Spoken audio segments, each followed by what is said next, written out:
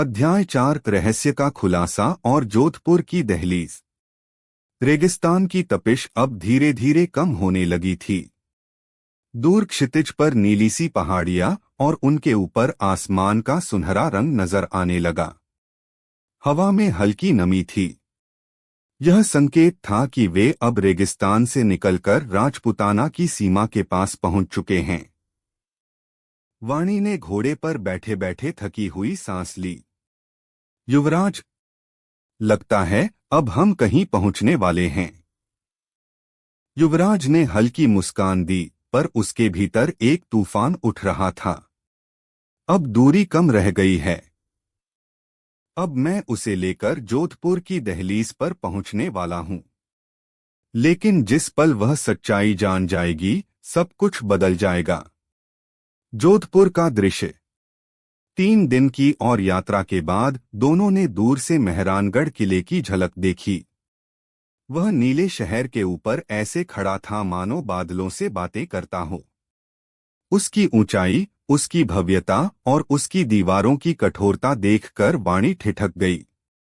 उसके होठों से उसने एकदम कहा, कितना विशाल किला है, कितना कठोर और डरावना, जैसे कोई कैद खाना। युवराज के कदम ठिठक गए। उसे लगा मानो वाणी का यह वाक्य उसके दिल पर चोट कर गया हो। वह जानता था, यही वह किला है जहां वाणी को सम्राट महारानी बनाकर कैद कर देगा। रात को जब वे किले से कुछ ही दूर ठहरे, युवराज आग के सामने बैठा रहा। उसके मन में बार बार वही द्वंद्व उठ रहा था। क्या मैं अपनी वफादारी निभाऊं या अपने दिल की सुनूं? वह सम्राट का मित्र था। उसने बचपन से उसका साथ दिया था। उसने अपनी तलवार से उसके लिए खून बहाया था। सम्राट ने भी उसे अपना भाई कहा था। लेकिन अब पहली बार वह उस भाई से धोखा देने के कगार पर था, एक स्त्री के कारण। वाणी ने उसकी चुप्पी तोड़ते हुए कहा, आप इतने गुमसुम क्यों हैं? क्या मैं आप पर बोझ बन गई हूं? युवराज ने उसकी ओर देखा। नहीं, बोझ नहीं। लेकिन कुछ सच्चाइयां ऐसी होती हैं जिन्हें कहना आसान नहीं होता। वाणी ने मासूमियत से पूछा, तो कह दीजिए, मैं सुन लूंगी। युवराज के होंठ कांप उठे। वह कहना चाहता था कि मैं वही हूं जो तुम्हें उस सम्राट के पास ले जाएगा जिससे तुम भाग रही हो। लेकिन उसने खुद को रोक लिया। अभी समय नहीं आया, उसने केवल इतना कहा। सुबह होते ही दोनों शहर में दाखिल हुए। नीले मकानों की गलियां, ऊंटों की कतारें, रंग बिरंगे बाजार, सब कुछ चहल पहल से भरा था। वाणी हैरान थी।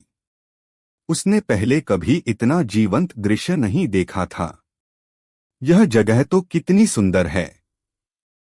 मुझे लगा था यहां केवल वीरानी होगी। युवराज ने उसे गौर से देखा।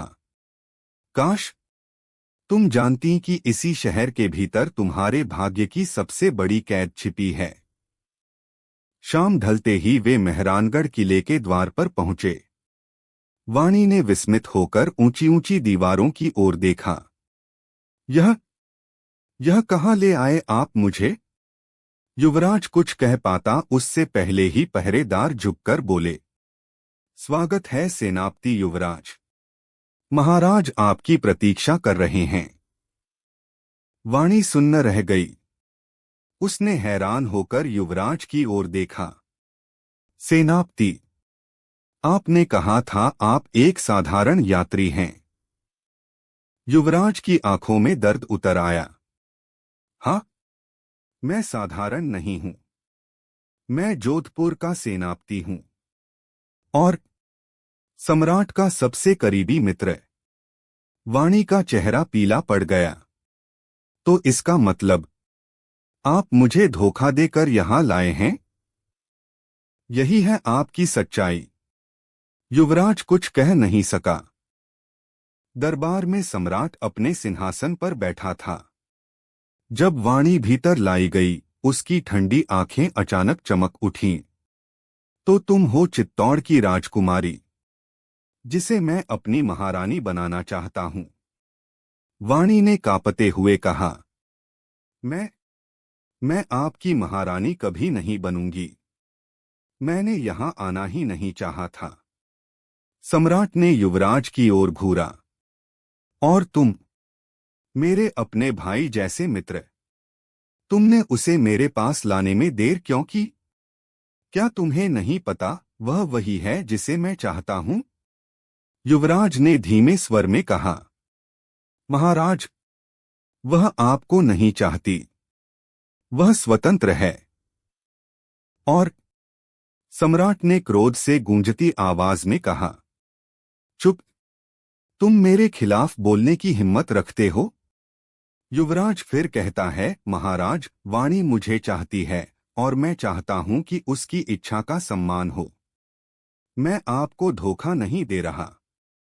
मैं बस आपको समझाने की कोशिश कर रहा हूं कि हम दोनों एक दूसरे को और अगली ही क्षण सम्राट ने युवराज को जोर से मुक्का मारा। पूरा दरबार स्तब्ध रह गया। जा, अभी के अभी मेरी नजरों से दूर हो जा।